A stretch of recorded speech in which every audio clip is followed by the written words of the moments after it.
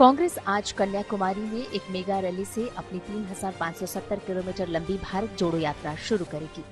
कांग्रेस का कहना है कि वो आर्थिक विषमताओं, सामाजिक ध्रुवीकरण और राजनीतिक केंद्रीकरण की समस्याओं और विचारधाराओं की लड़ाई के रूप में ये रैली कर रही है। भारत जोड़ो यात्रा शुरू करने से पहले कांग्रेस के पूर्व अध्यक्ष राहुल गांधी श्री पेरम्बदूर में पूर्व प्रधानमंत्री राजीव गांधी की समाधि पर प्रार्थना सभा में हिस्सा लेंगे। दिल्ली के मुख्यमंत्री अरविंद केजरीवाल आज हरियाणा के हिसार से मेक इंडिया नंबर 1 अभियान की शुरुआत करेंगे। अरविंद केजरीवाल इस अभियान के तहत देश के कोने कोने में जाएंगे। सीएम अरविंद केजरीवाल ने कहा कि हमें मिलकर भारत को दुनिया का नंबर 1 देश बनाना है और इसके लिए सबको साथ आना होगा। दिल्ली में बिहार के सीएम नीतीश कुमार का मिशन 2024 जारी है। मंगलवार को उन्होंने दिल्ली के सीएम अरविंद केजरीवाल से मुलाकात की। दोनों नेताओं के बीच करीब 1.5 घंटे की मुलाकात हुई। नीतीश कुमार ने गुरुग्राम के मेदांता अस्पताल में मुलायम और अखिलेश से भी मुलाकात की। साथ ही नीतीश हरियाणा के पूर्व सीएम ओपी चौटाला से भी मिले। उन्होंने लेफ्ट के सीताराम येचुरी और डी राजा के साथ भी आगे की रणनीति को लेकर चर्चा की। विपक्षी नेताओं से मुलाकात के बाद नीतीश ने कहा कि वो बिहार से आगे देश का मॉडल बनाने में जुटे हैं। एक पूछ देते हैं आप लोग, हम इसके क्लेमेंट है ही नहीं, उसके इच्छुक भी नहीं है। हम तो सब लोगों को एकजुट करने में बिहार मॉडल को पूरे देश भर में लागू किया जा सकता है। बिहार मॉडल क्या चीज है? हम लोग तो देश का मॉडल बनाने में लगे हैं। 2024 के लिए विपक्षी दलों को साथ लाने की नीतीश की कवायद पर बीजेपी ने हमला बोला। बिहार के पूर्व उप मुख्यमंत्री सुशील कुमार मोदी ने कहा कि बिहार बाढ़ में डूब रहा है और नीतीश कुमार सियासी टूर पर घूम रहे हैं।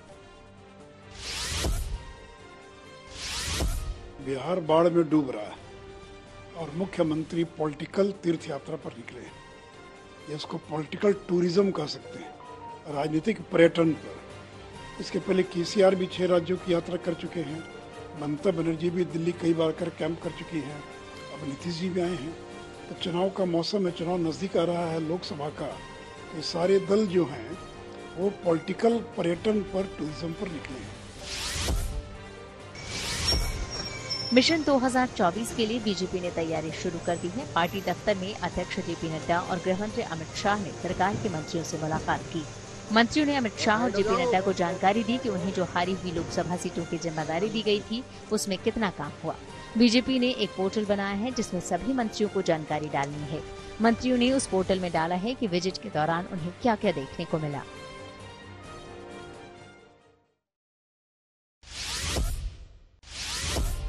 प्रवर्तन निदेशालय यानी ईडी ने दिल्ली शराब घोटाला केस में 30 से ज्यादा जगहों पर छापा मारा। दिल्ली एनसीआर के साथ साथ लखनऊ, पंजाब, हरियाणा, तेलंगाना और मुंबई में भी छापेमारी की गई। शराब घोटाले के सबूत खंगालने के लिए ईडी ने कुछ सरकारी अधिकारियों के ठिकानों पर भी छापा मारा। ईडी के छापे पर आम आदमी पार्टी ने कहा कि पहले सीबीआई के छापे में कुछ नहीं निकला, अब ईडी के छापे में भी कुछ नहीं निकलेगा। इन्होंने सीबीआई के छापे मारे, उसमें कुछ नहीं निकला।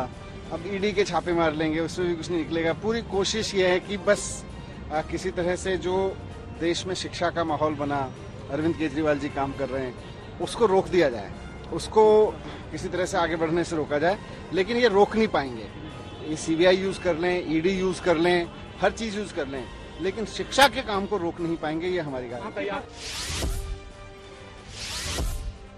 यूपी में गैर मान्यता प्राप्त मदरसों के सर्वे को लेकर जमीयत उलेमाए हिंद ने दिल्ली में बैठक की, जिसमें यूपी से बुलाए गए मदरसों के प्रिंसिपलों के साथ चर्चा की गई। बैठक में जमीयत के प्रमुख मौलाना महमूद मदनी ने कहा कि अगर सर्वे ठीक तरीके से किया जाता है तो विरोध नहीं होगा।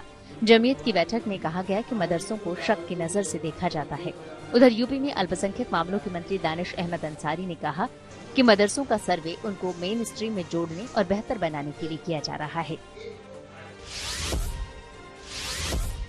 जम्मू कश्मीर के अनंतनाग में सुरक्षा बलों ने मुठभेड़ में 2 आतंकवादी को ढेर कर दिया। मारे गए आतंकवादियों की पहचान दानिश भट्ट और कोकब दुरी और बशारत नबी के रूप में हुई है। दोनों आतंकी संगठन हिजबुल मुजाहिदीन से जुड़े थे। पुलिस के मुताबिक दोनों आतंकियों ने मई 2021 में 2 नागरिकों की हत्या की थी। बेंगलुरु में भारी बारिश लगातार जारी है। मौसम विभाग के मुताबिक आने वाले 2-3 दिनों में राहत मिलने की उम्मीद भी कम है। मौसम विभाग ने बेंगलुरु के लिए येलो अलर्ट जारी किया है। भारी बारिश में लोगों की बढ़ती मुश्किलों के बीच सियासत भी खूब हो रही है। कांग्रेस ने सूबे की बीजेपी सरकार के खिलाफ प्रदर्शन किया। देश को नाक से दी जाने वाली कोरोना की पहली वैक्सीन मिल गई है। इसे हैदराबाद की फार्मा कंपनी भारत बायोटेक ने बनाया है। Drug controller general of India ने इसे इमरजेंसी यूज के लिए मंजूरी भी दे दी। वैक्सीन की खुराक 18 साल से ज्यादा के लोगों को दी जाएगी। इसके आखिरी फेज के ट्रायल पिछले महीने ही पूरे हुए हैं। केंद्रीय स्वास्थ्य मंत्री मनसुख मंडाविया ने ट्वीट कर नेजल वैक्सीन को बड़ी उपलब्धि बताया।